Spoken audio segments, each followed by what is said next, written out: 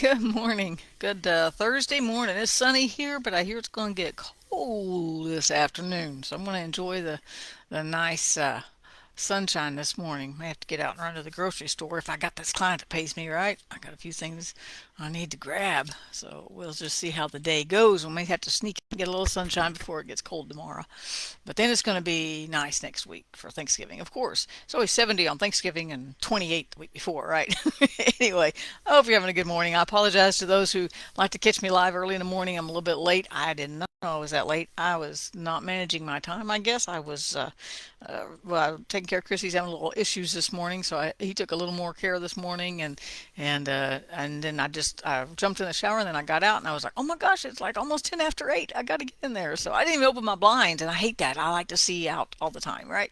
Anyway, so I apologize for being a little bit late to those who catch me early and live, but here I am live, right? So I'm live whenever you watch me. I just may not be here live, right?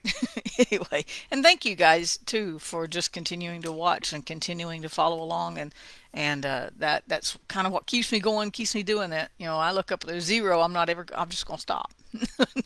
But as long as one person's watching, I'm gonna keep doing it. So unless God just tells me differently, but I don't suspect that at this point, right? Anyway, you just never know what a day might bring, though, right?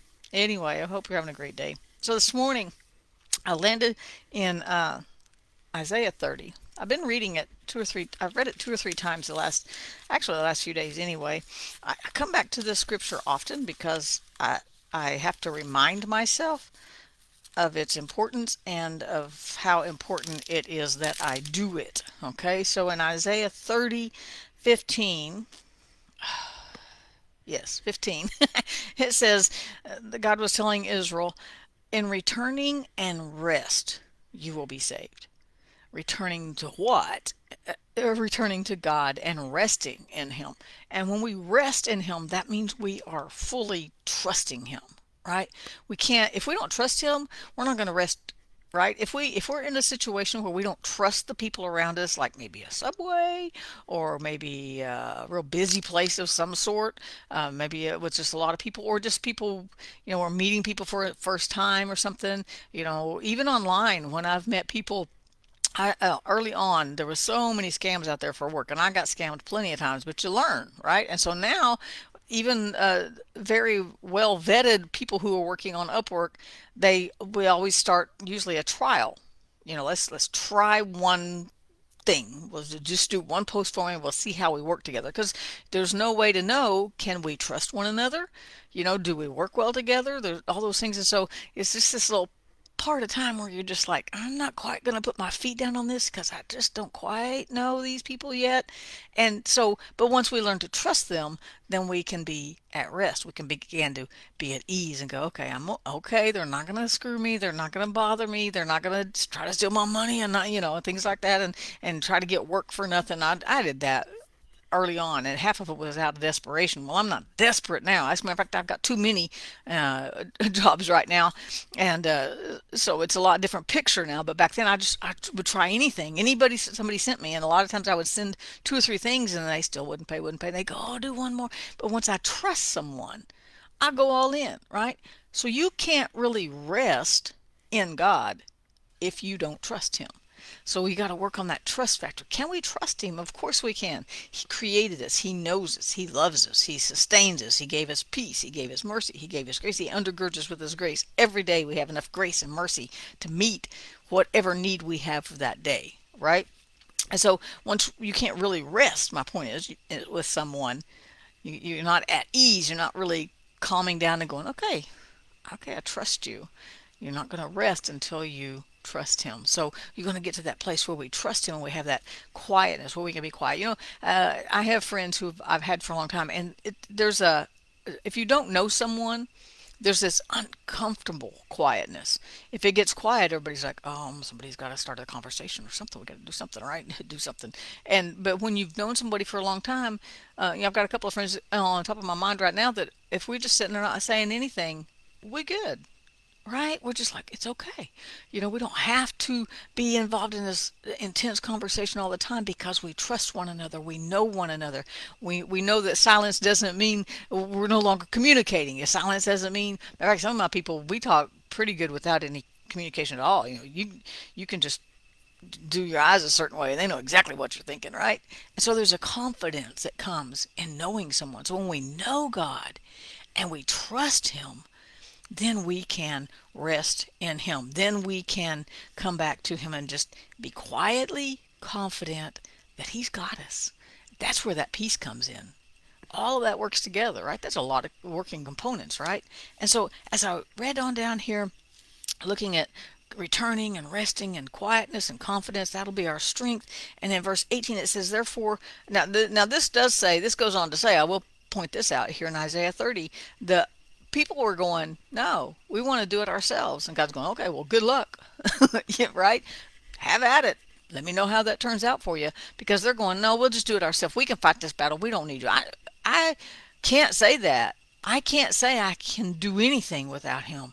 I need God to just give me wisdom. I need him to give me strength. I need that peace and grace and mercy every second I'm awake. And even while I'm asleep, I need it covering me, right? But the people of Israel were saying, nah, just stop with all the God stuff. You ever heard that before? I have. And so, but down at the end, God says this, verse 18, therefore the Lord will wait that he'll be gracious to you, and therefore he will be exalted that he may have mercy on you. For the Lord is a God of justice. Blessed are those who wait for him. So God's going, you know what? You can't wait on me right now. So I'll just wait on you to get to a place where you can wait on me. Right? He's so patient. He's like, I got all the grace you need. I got mercy new for you every morning. I got peace that passes understanding. But you're not ready for it yet? I'll wait till you're ready. And then when you're ready, I'll just dump it all on you. Right? That just amazes me that God is so patient that he doesn't force himself on us. He doesn't say, oh, you're going to have peace one way or the other. He's just like, I'll wait till you're ready to embrace the mercy I've got for you every single morning when you wake up. I'll wait till you're ready for me to just pour this grace on you. I'll wait till you're ready to receive it. I'll just wait till you're ready to rest in me. So my title of today is, what are you waiting on? Because he's waiting on you to wait on him. And what happens when we wait on him? I'll lose my place here. Isaiah 40, over a few chapters, right? 10 chapters over. He says this, those who wait on the Lord, instead of putting him in a position to wait on us, to be ready to wait on him. Did you get that? Those who wait on him, those who say, God, I don't have all the puzzle pieces today. I don't have all my ducks in a row. Matter of fact, I don't even know where my ducks are, what row I'm supposed to make, right? But to those who say, I will wait on you, God, for that mercy, for that grace, for that peace to carry me through today. Those who wait on the Lord renew their strength. That's how we keep going. That's how we have the energy, the synergy to keep going for the day, right? Is when we sit and we just go, God. Matter of fact, I did that. I remember I did that this morning. I just like, Chris is coughing again. I'm so tired of this. He was so clear when the nurse was here. I'm gonna tell him that they can't come back. And then about 2 hours later, he starts hacking and coughing. I'm like, y'all can't come back because he always happens after they leave. I need him to do it while they're here, right? Anyway, so I'm like, it's just frustrating. It's like, what am I doing wrong? Why can't he just keep his airways clear, right? I mean, he's okay, but it's just frustrating. And then I noticed the weather change, all that. And so I was just this morning in my prayers, I was like, God, I'm not looking somewhere else for a source of strength. I haven't put any resumes out going, okay, who's going to give me strength today? Who's going to give me hope today? Who's going to give me peace today? I'm not looking anywhere else, right? Nobody else's resume looks as good as God's. We've got this whole resume of what he can do and has done through the ages. We can trust him. And when we trust him, we can rest in him. And when we rest in him, he will renew our strength. That's a good sermon. I just talked to myself really strong there. But those who wait on the Lord will renew their strength. They will mount up with wings like eagles. They will run and not be weary. They will walk and not faint. And this walk of faith that we're on, this walk of trust that we're on, he's already provided for the steps we're going to take today. He's already taken care of all the situations that are come up today. But he took care of it long before he said, let there be light.